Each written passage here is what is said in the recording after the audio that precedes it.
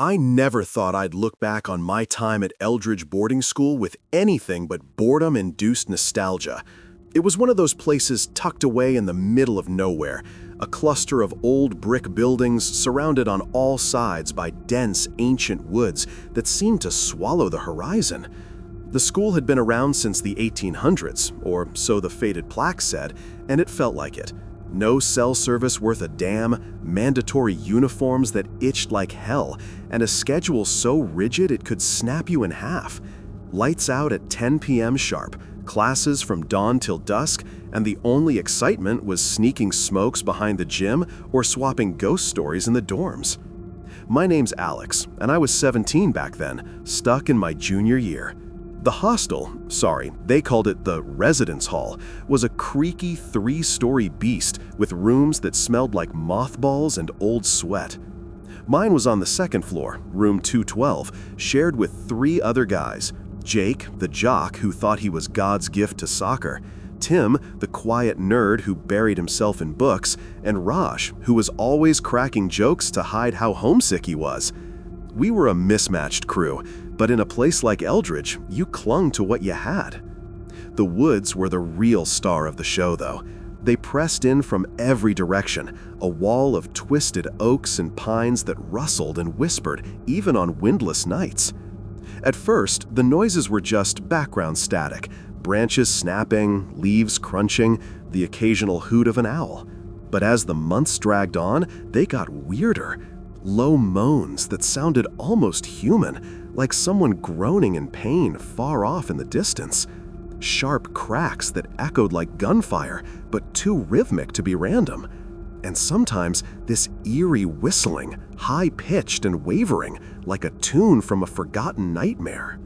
We'd ask the teachers about it during free periods or after dinner. Mr. Hargrove, our history prof, would pause, wipe a bead of sweat from his forehead, even in the chill of autumn, and mutter something about just animals and nature doing their thing. Mrs. Ellis, the stern English teacher, would force a smile that didn't reach her eyes and say, "Boys, focus on your studies. The woods are off limits anyway." They'd always sweat a little, glance toward the tree line like it was watching them back. We laughed it off at first, old folks spooked by squirrels, right? But it planted a seed of unease. Then came that day in late fall. The leaves had turned blood red, carpeting the ground like a fresh wound.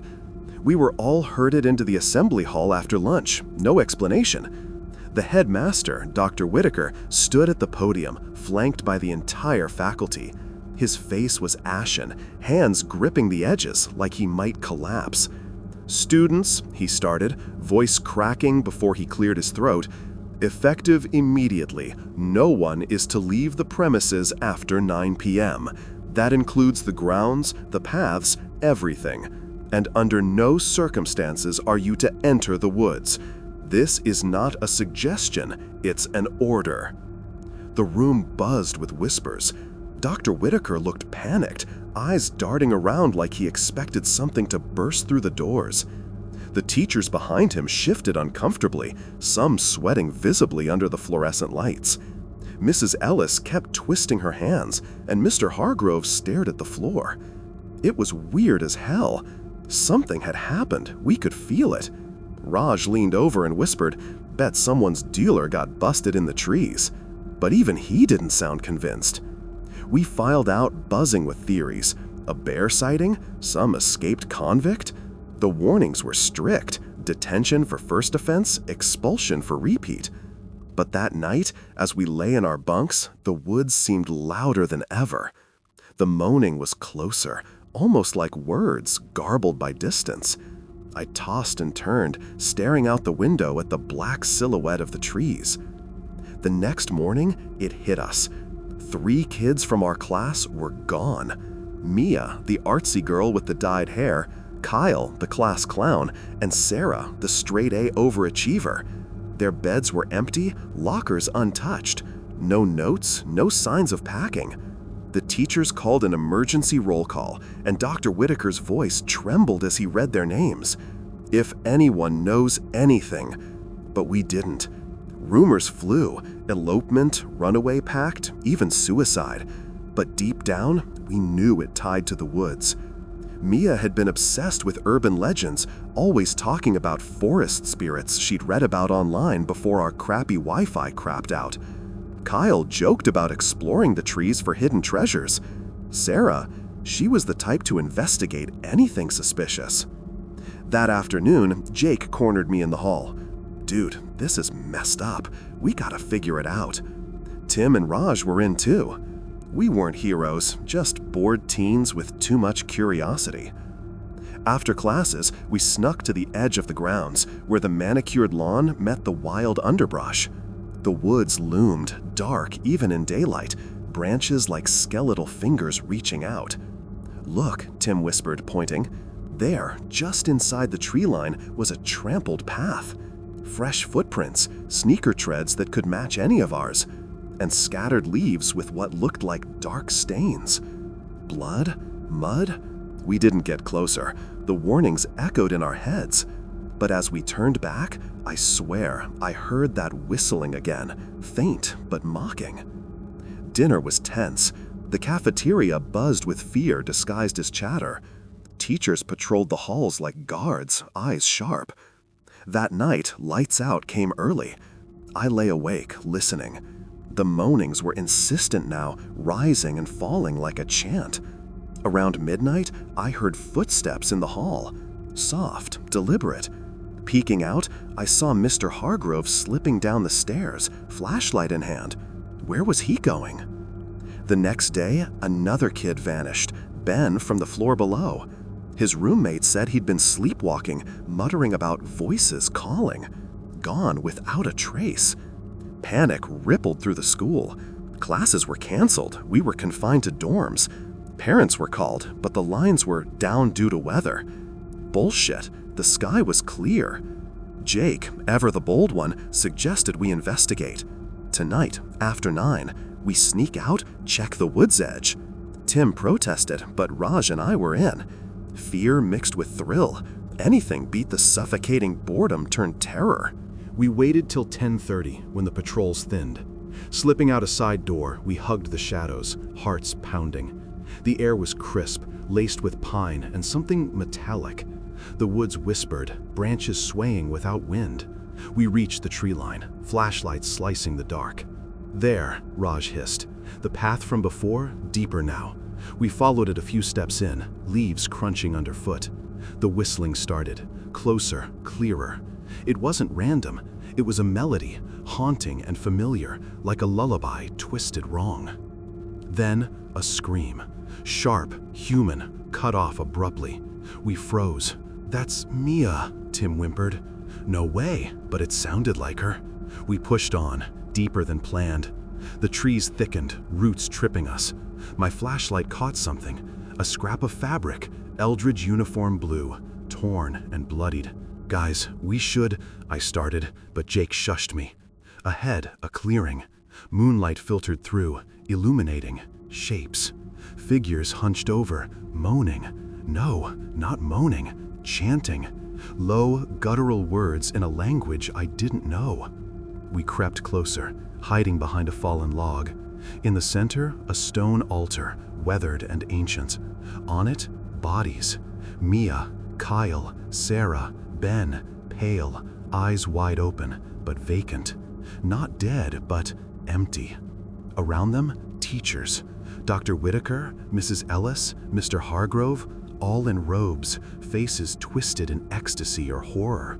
They swayed, chanting, sweat gleaming on their brows. "What the fuck?" Jake breathed. One turned, Hargrove. His eyes locked on us, but they weren't human. Pupils dilated to black voids, skin rippling like something moved beneath. "Run!" I yelled. We bolted, branches whipping our faces. The chanting rose, pursuing us.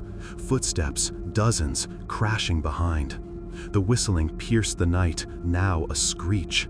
I glanced back. Shapes in the trees, not teachers, but elongated things with too many limbs, skin like bark, eyes glowing. We burst from the woods, slamming into the dorm. Barricading the door, we gasped for air. They're not real," Tim sobbed. "The teachers, they're part of it. Raj nodded, pale. The woods, it's alive, or something in it. We didn't sleep. Morning came, but no roll call. The halls were empty.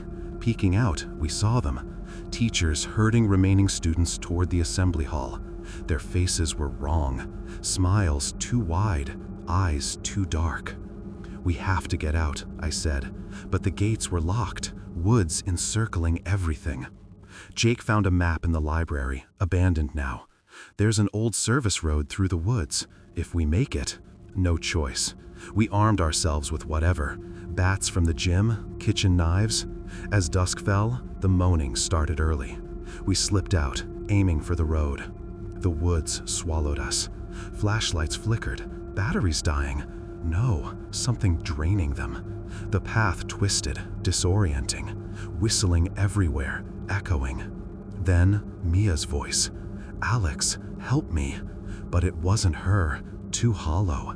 Shapes emerged. Teachers, but changed. Mrs. Ellis's arms stretched unnaturally, fingers like roots. "Join us," she crooned, voice layered with whispers. We ran, swinging wildly. I cracked Hargrove's skull, or what looked like it. It splintered like wood, sap oozing. Not blood. They weren't human. Vessels for whatever lurked in the woods. Ancient entities, bound to the land, using the school as a feeding ground. The noises, calls for prey. The sweat on teachers' brows, fear of their masters. We lost Tim first. A root, no, a tendril, snagged his ankle, dragging him screaming into the underbrush. Raj next, yanked up upward by branches that moved like tentacles. Jake and I pressed on, the road ahead. But the whistling peaked, deafening. Shapes converged. Dr. Whitaker, face splitting open to reveal a maw of thorns. Jake shoved me. "Go!" He charged, bat swinging. I ran, bursting onto the road, paved, leading out. Sirens wailed in the distance. Police? Parents? I collapsed as lights approached. They found me babbling. The school? Empty. No bodies, no teachers, just abandoned buildings. Woods silent as death. Years later, I still hear the whistling in my dreams. Eldridge was razed, but the woods remain. And sometimes, on quiet nights, I sweat, wondering if they're calling me back.